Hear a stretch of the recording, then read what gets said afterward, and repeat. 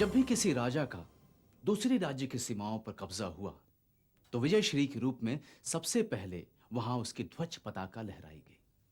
युद्ध लड़ने वाले सेनानायक के हाथ में जहां तलवार का महत्व था, वहीं उसकी परचम का लहराना उसकी जीत और शक्ति का सूचक था। तब से लेकर आज तक झंडे तो बदलते रहे, लेकिन झंडा फहराने का सिर्फ एक मतलब रहा, आजादी।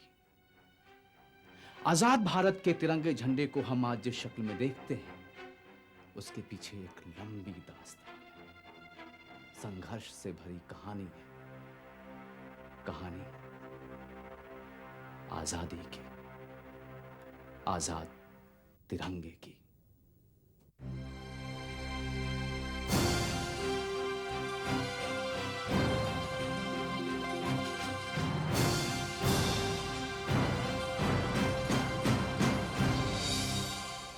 इंडियन नेशनल कांग्रेस का जन्म 28 दिसंबर 1885 में हुआ, मगर कांग्रेस का अभी तक अपना कोई झंडा नहीं था।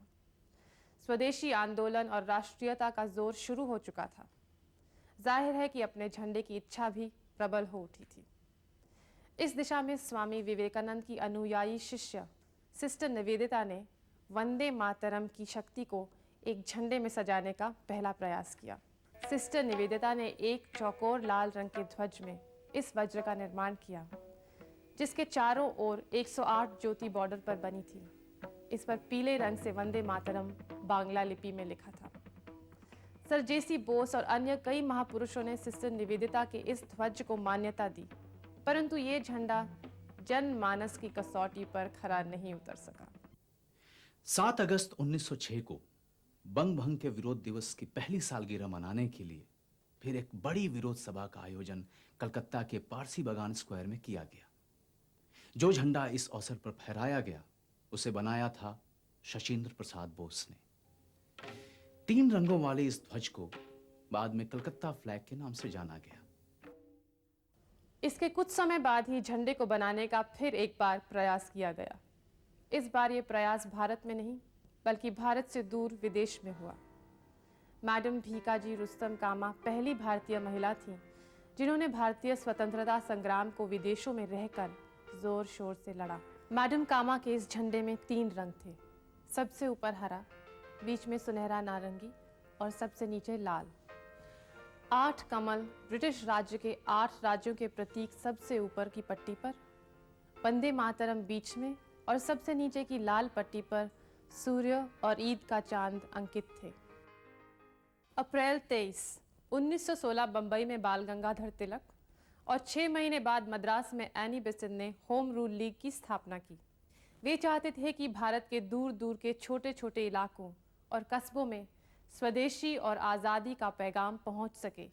इसीलिए उन्होंने होम रूल लीग का एक झंडा बनाया। लाल और हरी धारियों वाले इस झंडे पर सप्तऋषि की तरह 7 तारे अंकित थे। ऊपर बाएं हाथ में डंडे की तरफ यूनियन जैक था और सामने दाईं तरफ अर्धचंद्र और तारा बना था। लाल रंग हिंदू धर्म और हरा मुस्लिम संप्रदाय का प्रतीक था।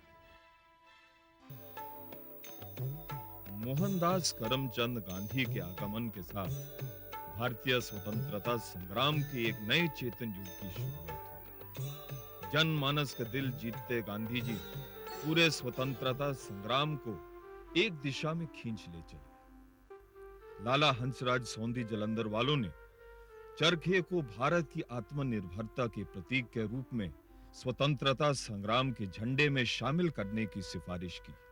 ये सुनते ही गांधी जी की आंखें चमक उठी। गांधी जी ने वेंकैया को एक ऐसे झंडे का प्रारूप बनाने का निर्देश दिया जिसमें हिंदुओं का लाल रंग, मुस्लिमों का हरा रंग और चरखा भारत की आत्मनिर्भरता के प्रतीक के रूप में हो।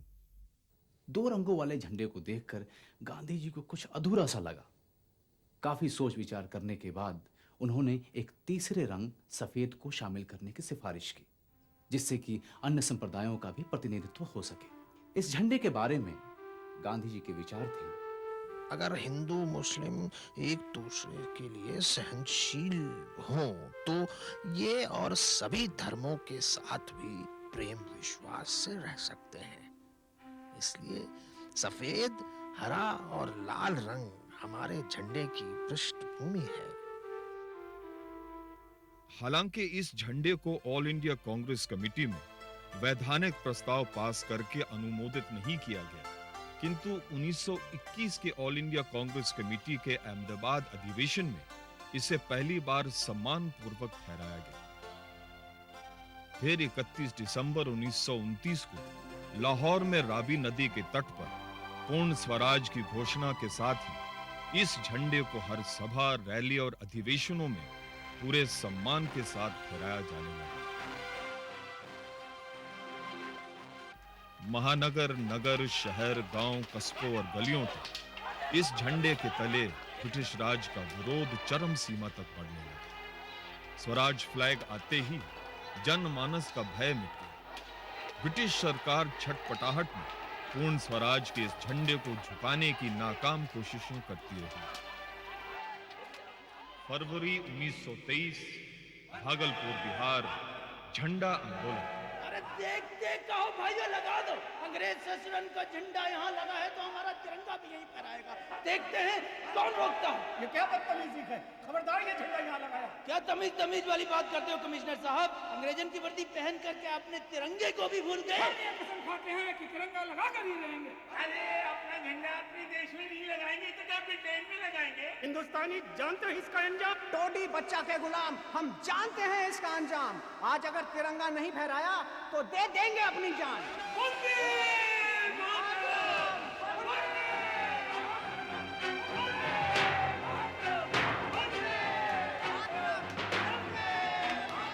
रुको, आप लोग यूनियन जैक को लगा रहने थे और चलो अपना झंडा भी नीचे करके लगा ले थोड़ा सा।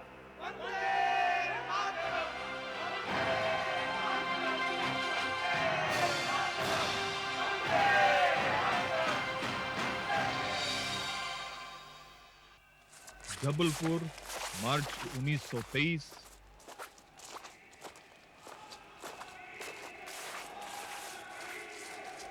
यंग इंडिया में छपे क्रांतिकारी लेखों के कारण गांधी जी को 6 साल का कारावास दिया जा चुका था। कारावास के 1 साल पूरे होने पर एक विरोध रैली तिलक भूमि से निकाली जा रही थी। ओमती पुल घंटाघर पर असिस्टेंट सुपरिटेंडेंट ऑफ पुलिस ने रैली को रुकवा दिया। उसने पंडित सुंदरलाल से लाइसेंस दिखाने की मांग की। Stop there. I can't give the license, but a procession of thousands of people will disturb the peace of Sri Lanka. Officer, only 10% will go in procession. But 10% also can disturb the peace. All the 10% will go close tights on their mouths. But they will go with the tricolor flag. Certainly. But they will go with the tricolor flags in their hands. Listen, I can tell you plainly that we have no objection of you taking these thousands of people with you in the procession. But in no case, the permission will be granted to take the flag with you. Listen, officer. I want to tell you also plainly that only one person will go, blow ties on his mouth, but he will go with the tricolor flag in his hand. Vande Mataram! Vande Mataram! Vande Mataram!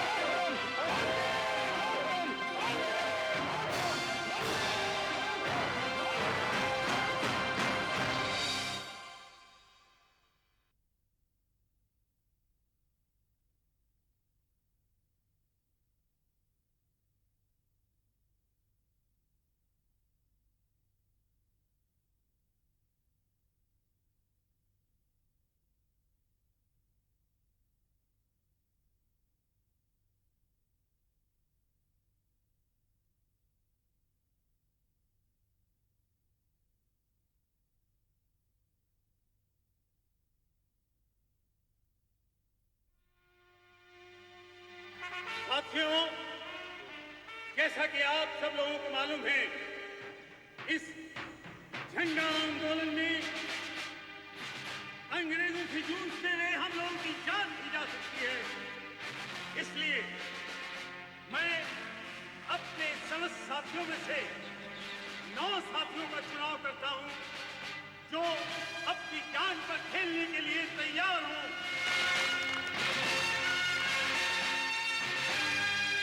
Nathuram Modi, Abdul Shahid, Shiv प्रसाद वर्मा, माखनलाल चतुर्वेदी, सुभद्रा कुमारी चौहान, सुंदरलाल, गोपाल प्रसाद, टोडरलाल, देवी प्रसाद शुक्ला और बिशंबर नाथ पांडे। सुंदरलाल जी ने 10 आदमियों की फहरिस्त तैयार की, उसमें झंडा मेरे हाथ में दिया।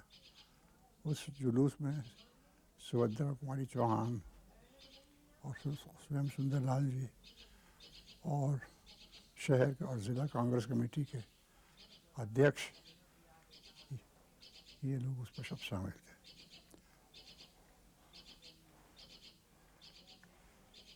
हम लोग चले,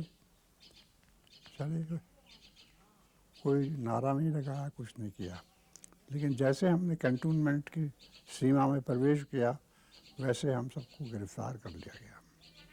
बाकी सत्याग्रहियों को शांतिपूर्वक तिलक भूमि लौटने का आदेश दिया गया। स्वराज झंडा लिए वंदे मातरम के गीत गाते पहला जत्था सिविल लाइंस की तरफ बढ़ गया। मैजिस्ट्रेट ने उन सब को गैर कानूनी रूप में इकट्ठा होने के आरोप में गिरफ्तार कर लिया। सुबह तैयारी की हम लोगों ने, 11 बजे के करीब अदालत में पेश होंगे, मगर अदालत में पेश होने के बजाय उन्होंने हमको ये कहा कि आप लोग मुक्त कर दिए गए, लेकिन आपका झंडा जब्त कर लिया गया। कितने अफसोस की बात है कि आज हम अपने देश में अपने झंडे के साथ जुलूस तक नहीं निकाल सकते।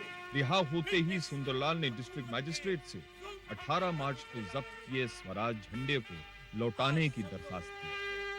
डीएम के मना करने पर फिर से आम सभा की गई और जबलपुर म्युनिसिपल कमेटी ने डीएम पर झंडे की अवमानना का प्रस्ताव पास किया।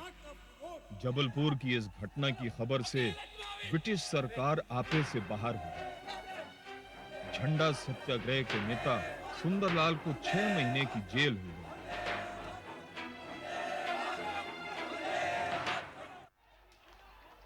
सेठ जमनालाल बजाज को इसी सिलसिले में 18 महीने के कठोर कारावास का दंड दिया गया। गिरफ्तारी की खबर सुनते ही सरदार पटेल तुरंत नागपुर आ धमके और झंडा आंदोलन की बागडोर अपने हाथों में संभाल ली। आखिर ब्रिटिश सरकार को झुकना पड़ा। धारा 144 हटा ली गई और झंडा फहराने और रैली निकालने का रास्ता बिल्कुल साफ हो गया। राष्ट्रीय झंडा फहराने का अधिकार हमारी इस झंडा आंदोलन में मिली एक विरासत है। आजादी की इस मुहिम में झंडे ने सारे भारत को एकता की भाषा सिखाई, जिस एकता के जरिए ये आजादी की मंजिल तय हो गई।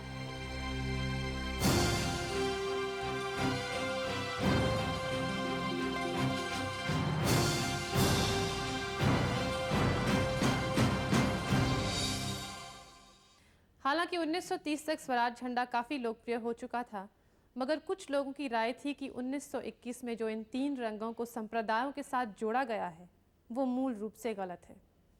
इस मुद्दे को लेकर संस्थाओं, प्रतिनिधि नेताओं और कुछ विशिष्ट लोगों ने इस विषय में आम सहमति के लिए कराची में 2 अप्रैल 1931 को डॉक्टर पट्टभी सीतारमैया की अध्यक्षता में इस झंडे की समिति का गठन किया।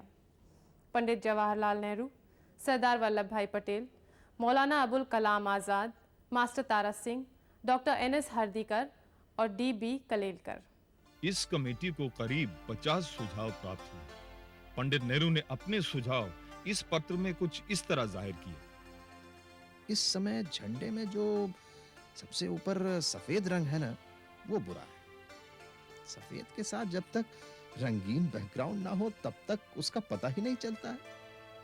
इसलिए या तो सफेद रंग बीच में रखा जाए या इसकी जगह कोई और रंग लिया जाए। जी हाँ, ऐसा था 1931 में गठित फ्लैग कमेटी का प्रस्तावित ध्वज। कांग्रेस वर्किंग कमेटी ने इस प्रारूप को इस आधार पर ध्वस्त कर दिया कि ये हमारे स्वराज झंडे से एकदम भिन्न है। 1931 की फ्लैग कमेटी की मीटिंग में ये निर्णय किया गया कि तीनों रंग संतरी या भगवा, सफ़ेद और हरा गहरे नीले रंग के चरखे के साथ इस ध्वज में हो। एआईसीसी ने इस झंडे का प्रारूप बनाने की जिम्मेदारी डॉक्टर एन.एस. हर्टिकर को सौंपी। चरखे को झंडे में कई जगह सजाने के बाद इस तरह स्थापित किया गया जो सबको पसंद आया। 1942 में क्रिप्स मिशन की भारत की यात्रा और उसकी विफलता ने गांधी जी को ब्रिटिश राज के खिलाफ भारत छोड़ो आंदोलन के लिए प्रेरित किया। गांधी जी ने खुला ऐलान किया कि अपनी स्वतंत्रता के लिए, झंडे की आजादी के लिए करो या मरो।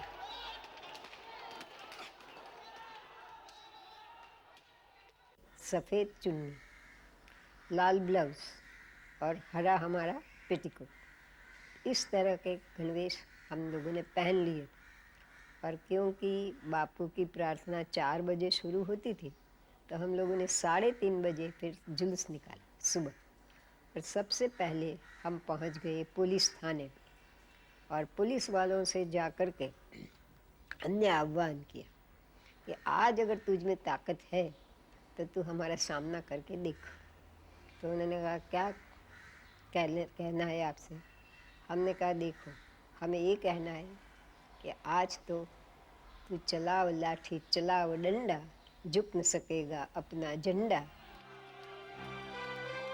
9 अगस्त 1942 की सुबह लगभग सारे कांग्रेस समिति के सदस्य गिरफ्तार हो चुके थे। एक और नेता जेल में भरे जा रहे थे, पर हमारा झंडा फिर भी बाहर लहरा लहरा कर आजादी के दीवानों को प्रेरणा दे रहा है। तभी ये एहसास हुआ कि नेता गिरफ्तार किए जा सकते हैं, लेकिन झंडा नहीं।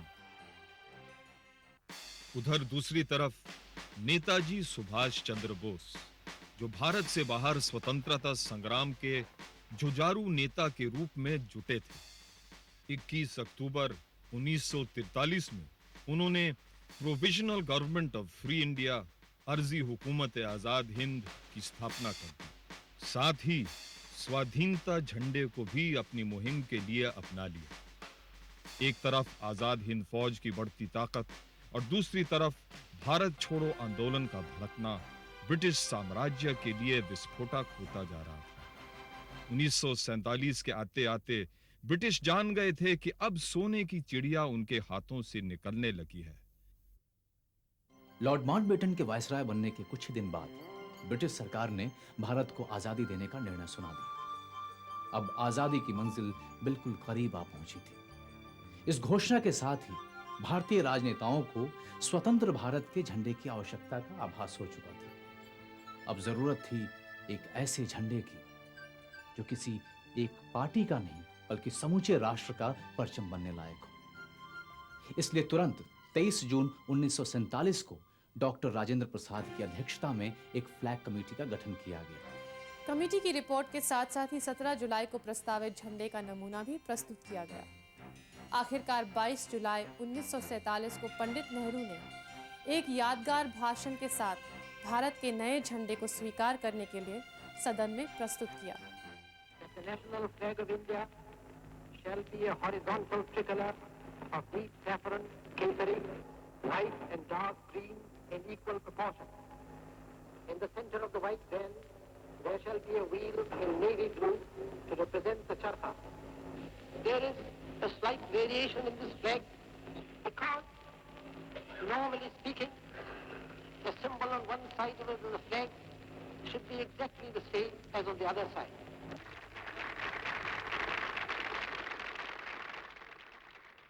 और यहीं से हुआ स्वतंत्र भारत के आज के स्वरूप में दिखाई देने वाले तिरंगे का जन्म।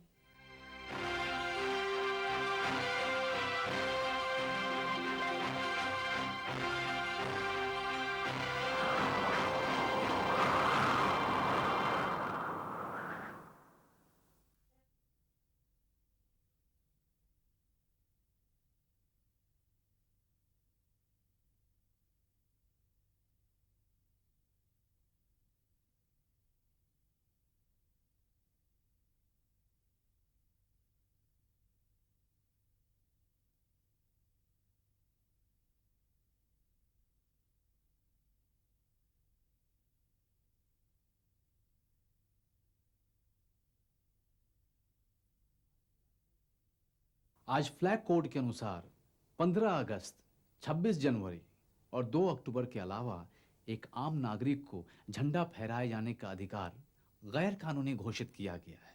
Well it's news to me, मुझे पहले आप भी पता लगा कि झंडा मैं नहीं लहरा सकता। नंबर 2, अगर ऐसा कुछ है तो गलत है। मुझे तो हैरत भी हुई और ताज्जुब भी हुआ कि साहब हर आदमी को, हिंदुस्तान के हर शहरी को इसका हक होना चाहिए कि वो झंडा चाहे तो लहराए। हमारा झंडा तो सिर्फ नेताओं का झंडा है, आम आदमी का तो है ही नहीं। पब्लिक तो उस झंडे का इस्तेमाल ही नहीं कर सकती। ये हमारा एक थोड़ा सा कुछ संविधान ऐसा है जिसके मुताबिक राष्ट्रीय संपत्ति के ऊपर ही ये झंडे फहराए जाते हैं। आखिर फ्लैग कोड किस संविधान का अंग है, किस धारा या किस अधिनियम का हिस्सा है? देखिए, फ्लैग कोड कोई कानून नहीं है, ये एडमिनिस्ट्रेटिव ऑर्डर है जो सरकार ने जारी किया। उनको मेरी राय में इस बात का अधिकार नहीं था कि ये नेशनल फ्लैग जो संपत्ति आम नागरिक की है उसको उससे छीन के और वीआईपीज़ के हवाले कर दें और उसको वीआईपी फ्लैग बना दें। एक नौजवान नवीन जिंदल पिछले कई सालों से अपने घर दफ्तर में नेशनल फ्लैग लगाते आ रहे हैं। अपने देश का तिरंगा सम्मान पूर्वक फहराने से जब उन्हें रोका गया तो उन्होंने भारत सरकार पर मुकदमा दायर कर दिया। जब मैं अमेरिका में पढ़ रहा था और मैं अपनी यूनिवर्सिटी का स्टूडेंट गवर्नमेंट का प्रेसिडेंट था, तो मैंने अपनी ऑफिस में तिरंगा झंडा लगा रखा था। और जब मैं वापस आया तो मैंने अपनी फैक्ट्री में तिरंगा झंडा लगाना चाहा, जिस पर कि सरकारी अफसरों ने एतराज़ किया और बल्कि कमिश्नर साहब ने आकर के हमारा झंडा उतरवा दिया।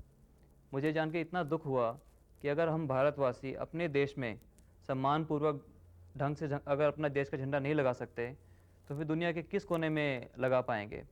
और यही सोच करके मैंने दिल्ली हाई कोर्ट में मुकदमा दायर किया भारत सरकार और कमिश्नर बिलासपुर के खिलाफ। और दिल्ली हाई कोर्ट ने, एक डिवीजन बेंच ने बहुत अच्छा फैसला दिया और कहा कि नहीं, ये नेशनल फ्लैग को इस तरह का न तो कोई कानून है कि इसको कॉमन मैन इस्तेमाल नहीं कर सकता, कॉमन मैन नहीं फ्लाई कर सकता, और इसलिए उनको ऐसा करने से रोका नहीं जा सकता। और एक डायरेक्शन दे दी उन्होंने कि उनको न रोका जाए, लेकिन उसकी सरकार ने अपील की है सुप्रीम कोर्ट में और सुप्रीम कोर्ट में अभी वो पेंडिंग है। जहाँ तक मुझे मालूम है कि 15 अगस्त को, 26 जनवरी को तो आप झंडा अपने घर पे लगा सकते हैं, लेकिन रोज़ आप नहीं लगा सकते। यूनिवर्सिटीज़ और कॉलेजेस पे झंडा रोज़ नहीं लगाया जा सकता, लेकिन जेल पे रोज़ लगता है। आपने, चाहे आप बहुत बड़े कलाकार हों या बहुत बड़े साइंटिस्ट हों या आपने देश की किसी भी तरह से सेवा की हो, आपकी गाड़ी पे झंडा नहीं लग सकता। लेकिन अगर आप एक मंत्री हैं तो आपने कितनी भी रिश्वत खाई हुई है, कितने भी आप बेईमान हैं, आप पे कोई मुकदमा भी चल रहा है, आपके बारे में कुछ भी छप रहा है, लेकिन आप लगा सकते हैं अपनी गाड़ी पे झंडा। कुछ लोगों को डर है कि यदि राष्ट्रीय ध्वज को आम जनता द्वारा हर जगह फहराने दिया जाए तो इसकी प्रतिष्ठा में कमी आ जाएगी। अगर इस तरह की आशंका या डर से सारे समाज के अधिकार छीन लिए जाएं तो समाज, सरकार, कानून और व्यवस्था के आधार ही मिट जाएंगे। आप अमेरिका में देखिए, वहाँ पे बीच पे स्टार्स एंड स्ट्राइप्स की बिकिनीज पहन के लेडीज़ घूमती हैं और स्विमिंग ट्रंक्स बनी हुई हैं स्टार्स एंड स्ट्राइप्स की। So I don't think that a flag needs to be put into common use like this. जो चुनरी माता को चढ़ाकर आते हैं वो सिर से लोग बांधते हैं, इसके अलावा उसको कोई उपयोग नहीं करेंगे। या जो झंडा हनुमान जी के वहाँ चढ़ा कर आते हैं उसका वो हमेशा सम्मान करेंगे, उसको वो यानी ज़मीन में या धूल में नहीं वो होने देंगे। तो अपने ध्वज का किस प्रकार सम्मान किया जाए, इसकी भावना लोगों में है। जिस प्रकार लोग बाग जब देवी देवताओं की मूर्तियाँ अपने घरों में रखते हैं तो उसे देवी देवताओं की गरिमा कम नहीं होती, बल्कि लोगों में उनकी आस्था बढ़ती है। और या जिस तरह से अगर हम गीता या बाइबल या कुरान अपने घरों में रखते हैं तो इसका मतलब उसका अनादर करने के लिए नहीं रखते, क्योंकि हमारा उनमें विश्वास है, इसीलिए हम उनको घर में रखते हैं। जब कोई इंडियन अपने घर पर तिरंगा झंडा लगाता है तो वह अपने राजनीतिक दल या धर्म से ऊपर उठकर केवल यह दर्शाता है कि वह एक सच्चा और स्वाभिमानी हिंदुस्तानी है और उसे अपने देश से प्यार है। विलायत में, फ्रांस में, कनाडा में प्राइवेट सिटीजन्स को हक है कि वो फ्लैग लगाएं, घर पे लगाएं, हाथ से लेके घूमें। ये तो नहीं है सिर्फ खास वो इंडिपेंडेंस डे के दिन निकालें या लगाएं, वो कभी भी लगा सकते हैं अपने घर में। और इससे वो फ्लैग का जो सैंक्टिटी है मेरे ख्याल में तो किसी जरिए से कम नहीं होता है और यहाँ भी कम नहीं होगा। ये जो डिस्क्रिमिनेशन है कि कब इस फ्लैग इस्तेमाल हो सकता है, कहाँ इस्तेमाल हो सकता है, कौन इसको इस्तेमाल कर सकता है, ये हटा देनी चाहिए। ये हर एक आदमी का हक है, जब जो चाहे जहाँ वो चाहे तिरंगे को लहराए। आखिर ऐसी आज़ादी का क्या फ़ायदा? ऐसी आज़ादी कि 50 वर्ष हो गए आज ना केवल member of parliament, MLAs, veteran freedom fighters, एक फ़ौजी, पुलिस ऑफिसर, IAS ऑफिसर, आम नागरिक, कोई भी आज तिरंगा झंडा नहीं लगा सकता। आज जब 50 साल पूरे हो रहे हैं स्वाधीनता वर्ष के, तब फिर से जो स्वाधीनता के पहले जो भावना थी नेशन के प्रति और नेशनल फ्लैग के प्रति, आज उसको दोबारा से वापस लाने की आवश्यकता है। आज़ादी की बात के जो लोग अपनी बातों को, आज़ादी के मूल्यों को, आज़ादी के प्रतीकों को भूलकर और अपने अपने छोटे छोटे स्वार्थों में लगे, उसका ही ये रिफ्लेक्शन, उसका ही ये परिणाम है कि हमारी आज की जो पीढ़ी है उसके पास विश्वास करने के लिए कुछ नहीं, सम्मान करने के लिए कुछ नहीं है। कोई ध्वज नहीं, कोई पुस्तक नहीं, कोई नेता नहीं जिसको कि आप अपना आदर्श मानकर वो करें। मुझे दुख ये है कि क्या मैं अपने बच्चों को या आने वाली नस्लों को, हम तमाम लोग इस झंडे के लिए वही रेवरेंस, वही श्रद्धा, वही अकीदत, वही एहतराम दे सकें। और अगर नहीं दे सके हैं तो ये उनकी नाकामी नहीं है, ये हमारी नाकामी।